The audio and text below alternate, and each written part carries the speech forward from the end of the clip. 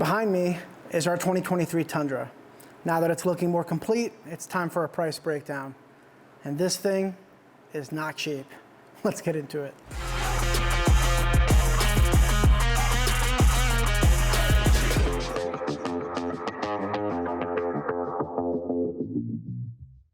This is a 2023 Tundra Hybrid TRD Off-Road Limited, and we picked this up from Cox Toyota in North Carolina. We searched the country for a year trying to find one that was not marked up.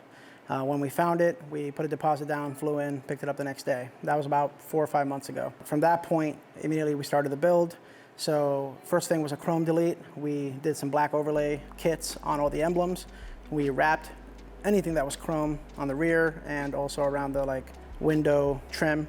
And then the front grille, we color matched the bezel and then took off the stock grille, put on a TRD Pro replica grille from Rave Off-Road. And that transformed the look, made it look way more aggressive. From that point, we went ahead and started to lift it. So we got a Dobinson's IMS lift and we put long travel shocks in the rear.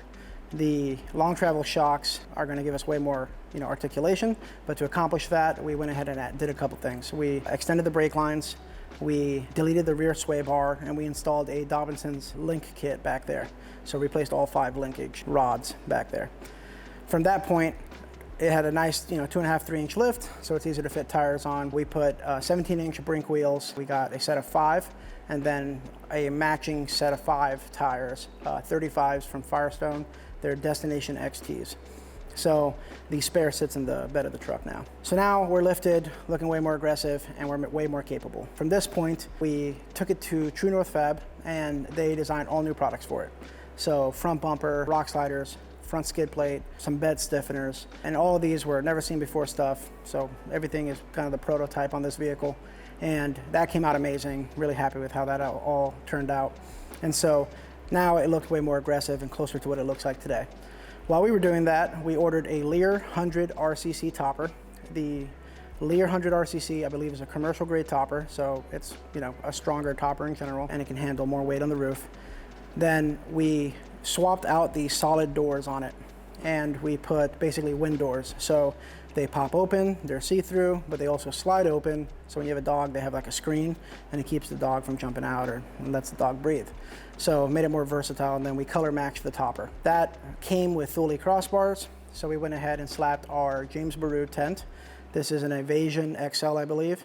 And this is from our previous Tundra. We had it quicksand color matched to that Tundra. We matched this one to a midnight black, kind of what you would see on modern 4Runners that are like limiteds. It's a Toyota color, and the black and green just looks great. And then other than that, lots of miscellaneous things, like we have a worn winch in there, an aux beam switch panel. We had to buy a bunch of different things, little wiring kits and stuff to do some of our LED wiring, spools of cable, stuff like that. And then we did some window deflectors, so you can crack the windows, let the dogs breathe without, rain getting in or anything. And other than that, I mean, it's kind of what you see today. I think the biggest thing is, what are we going to do with it, right? And the goal is obviously to travel and, experience, the outdoors, hit some trails. We host events, T4 Experience and Destination Outdoor.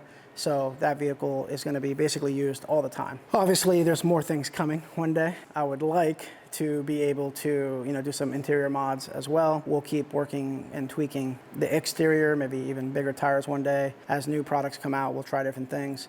And you'll see a lot of those videos on the channel. But as we tallied this all up, we started to realize how far into this build we already are. So it's time for the price breakdown, because this is not cheap. Starting from the front, the grille, $700. The front bumper, $1,500. LED pods, $300 that go in the front bumper. The winch is $1,000. Wheels, $1,325. Remember, there's 5 of them. Tires, $2,500, again, 5. The Dobinson's IMS suspension, around $1,800. When you include the rear link kit, another $1,300. The skid plates, about $650. The rock slider is about $1,300. The topper's $4,500, so very expensive. The tent nowadays is about $5,000. I got it a couple years ago, so a little bit cheaper. I would say a lot of miscellaneous stuff. So the wrap was like $500. The miscellaneous, like aux beam, blow-off valve, things like that, just total it around $500. The window deflector is like $100.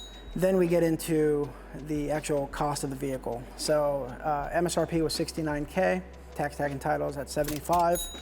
And so as you can see real quickly, we're never gonna financially recover from this. And the build's not over. So that's where we're at.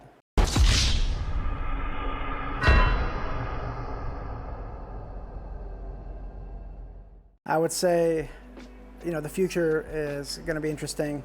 We plan to do some interior mods as well, definitely more exterior mods. But we're going to use it, see what breaks, see what needs upgrades. As new products come out, we'll try different things. But it's definitely not over yet. We host 2 events, Destination Outdoor and T4 Experience. This vehicle's a media truck. It tows a lot of our stuff, the giveaways and stuff that we do at the events. It obviously leads trail rides or runs, tail end or lead on those trail rides. And so it gets dogged and used. Our last Tundra got dogged and used a lot. So it's going to be a useful vehicle for us, and it's purpose built so that we can camp in it, we can off-road in it, and enjoy road trips in general, and the day-to-day creature comforts of just it being a daily driver. So that's kind of the plan for it in the future. But other than that, here's a bunch of stuff you could have bought with that money instead. Thanks for watching.